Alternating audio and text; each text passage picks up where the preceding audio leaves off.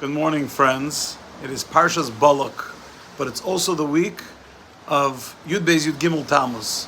What's Yud Beis Tammuz?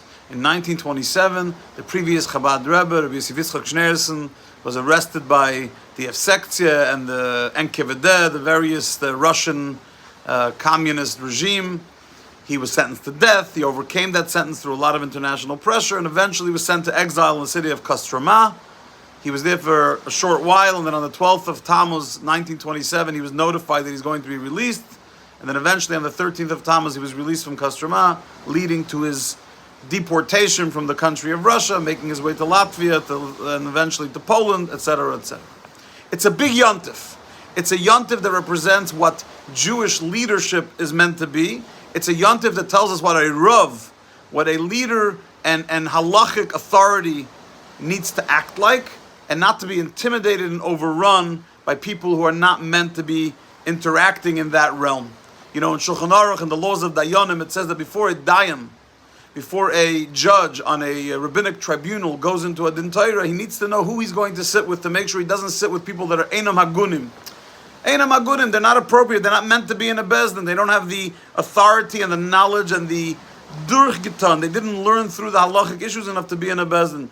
The Nesivos goes even further and says that the opinion of the average Joe, the average learned Jewish Joe, and a dayan, a judge on a bezdin, is hafchim, they're opposites. Das balabatim and das Torah. There's the way a healthy Orthodox Jew sees the world, but also a person that happens to be immersed in the world. And then there's the dayan and the judges who are immersed in the world of Torah, and they do not see the world in the same way, and therefore we have to be so careful that the authorities, the judges, the rabbanim, the poskim, the talmidei chachamim are treated in a most venerable way, in a most reverent way, and of course they need to act that way as well.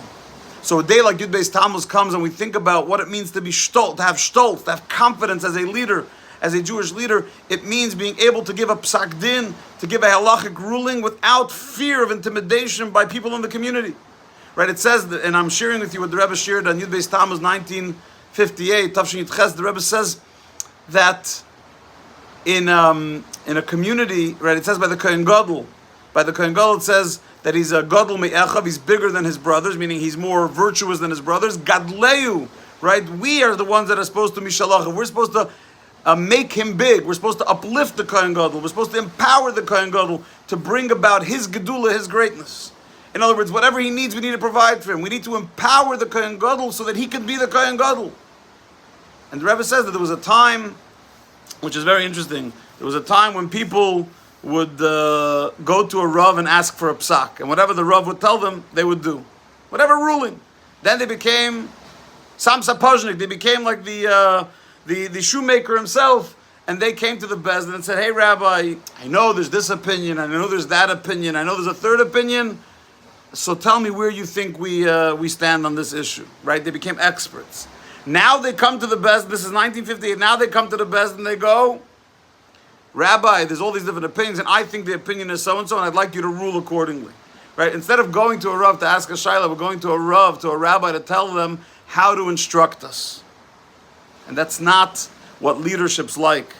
A rabbi, a Kohen Gadol, a sage needs to have backbone to lead his community with compassion and sensitivity and kindness, but with halachic and undiluted, unadulterated Yiddishkeit. And as we get closer to Mashiach's time, a lot of people have opinions, and it's very hard to listen to a Rav. So listening to a Rav becomes even more valuable. And the Rebbe says that, and this is 1958, I wasn't around in 1958, so I don't know exactly. The Rebbe says that we can learn from the reform and conservative movements back then, even though it was major issues halachically. But Exile, we learn from everybody. What can we learn from them? Three things. Number one, they back then they instituted there's no talking during davening. So even if they don't talk to each other normally, there's no talking during davening. And we, from shuls, can learn not to talk during davening. Number two, they don't fundraise in ways that are against halacha. Back then, they prohibited, in the Reform and Conservative movement, they prohibited bingo, ping pong, card games to raise money in shuls. They did not allow any of those games that are disrespectful to a shul to take place in a synagogue. And number three, again, I don't know the history, but this is 1958, that they made a system that anything to do with Jewish law, only the rabbi gets to determine what the Jewish law, the president and the CEO and the board members, they don't get to decide halacha. And unfortunately, we have to reach out that far to learn these ideas, but the ideas are valuable.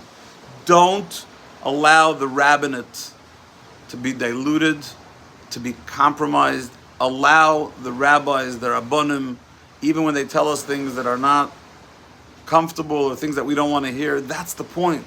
We need people to guide us.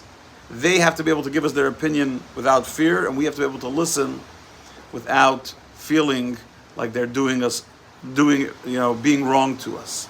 That's a little farbrengen for Yud Beis Tammuz. I hope it speaks to you. I hope you go and treat your Rav and the one you ask shilas to, the one you ask questions to appropriately, and our world will be a more balanced, healthy, spiritual place. Sei gesund.